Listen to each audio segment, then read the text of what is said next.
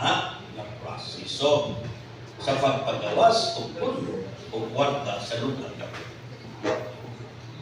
With this statement ni Mr. Acto, now we can conclude nga tinuod na naay cash advances. This is pure and simple admission nga naay cash advances. Otherwise, pwede nila na inan. Pagpangutana, is it true nga normal ang proseso? So, balikan nato balik ang kuwa nga angay natong subayon ng mga rules and regulations. Ang cash advances allowed sa local government units, but there are highly regulated and should only be used under specific conditions. Kung hindi ay mga legal basis nato ang isultanan sa Buwa Circular number 97-02 o ang Section 89 sa Presidential Decree number 1445, Government Auditing Code limits cash advances to those authorized by law or regulations. So, na investigation. Okay. Sila man ang naipatik din na basta. Ang ako lang iklaro sa inyo, pagkining atong diskutan ani, basit o icing na ni. Daghan pang mga cash advances din na wala pa kinatang ibawtan. Mao na ang bawtala ganit. Karon, do you think na maura ni siya? Probably. Mao kini ang tubag sa pangutanan na hatas. Makapamalit ka og 6,000. Asa gikan ang kwarta. So that's the question now. And I hope through COA can help us understand ni na sitwasyon. So, ang conclusion is, ang green flag, ang withdrawal leading up to October 30 election. Cash withdrawal spiked in September and October 2020. Grabe yung cash. Over 136 million withdrawn during these 2 months. Raises serious concern, election-related spending, and of course, ang nadungog na vote buying. Gikas basura, gikas sa sweldo, allowances sa atong mga health voters. Dito, karon nga I hope nasayot ang nag-report sa ako, nga karon atong center dito sa Maito, nagputla na sa puros tubig. No, I hope I'm wrong. Pero lipid na sa ako, so kung naputla din, wala ka ba yan? Kailangan ba? So I hope I'm wrong. Wala ka. Ang konsensya naa sa ako, no, gapas ano na ako kini na konsensya. Kung dili ako magsakripisyo, mabubarog din sa inyo. So, ano po kayo ang pagdahon sa tao na akong barog? So, di ko sa sila ikawan, barugan ko sa iba. Tapos, nag-ingon, nga dili ka, kung nagkas-advance ka karon, dili ka magkakas-advance usap kung di ka ka-liquidate. Di ko siya karon na liquidate, napang tanan. Nagkas-advance ka buntag, 6 million 100. Giliquidate ka sa gapon imo na pag-human mo kas-advance. Unya nagkas-advance sa kapagkahapon o 5 million na sa impossible kaayo na nga. Sakto na lang nato. Buntag ka na kas-advance. So, pagkahapon nagkas-advance ka sa naglain 5 million, sa utto, ruman mo pa niyo to, imo na nag-liquidate. Pero I hope na preparado, nagkas-advance sila, preparado na daan, mga daan siya, papilis na dito, liquidate pa.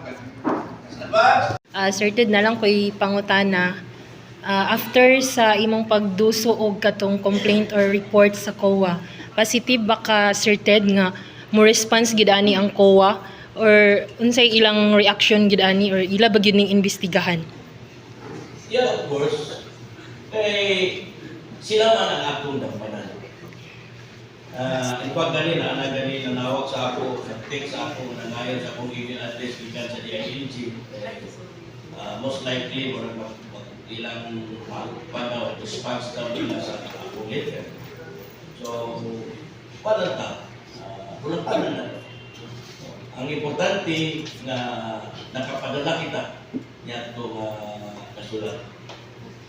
In fact, kini nasulat, kaduhan na ni. Kaya ang una gyud nga nagbulgar ani si former councilor Sandy Ocon. Siya ang una na nagpaniin. Kining ako, nagsuwap nga sa siya sa kuha. Lugar kami, sa akong bahin, nakadungog man ko nga di-out na ay kuha nga nag-investigar dito. Ipak mga tana galing nga. Kining mga posisyon.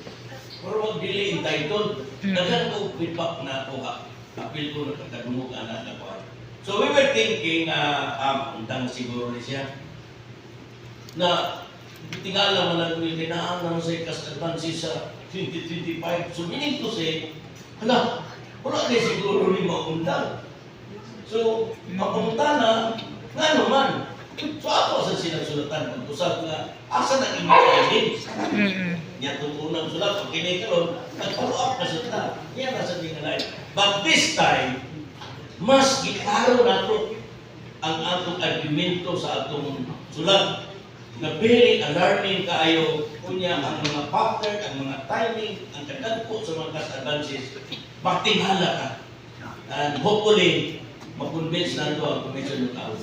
Ayan. Salamat kay Ana. Sir Ted, naalang ko idugang pangutana kay posted man gud to sa mga social media pages. Daghan kay nag-comment dito nga nganong karon pa tong katupitang snacks gid nga grabe isa ka adlaw gi-question gid to nila kay isa ra ka adlaw milyones manggod nga daghan kayong cash advance. So 2024 pa to siya. So unsay imong masulti ato nga nganong dugay pa kaayo ninyo nahibalan? Karon pa mo sa nila. So, pwede sa tamahon nyo sa ilaga, palihog, kung na may update niya, sa ato, patapagkailan natin sa ato. Department of Interior and Local Government, through sa ating regional director.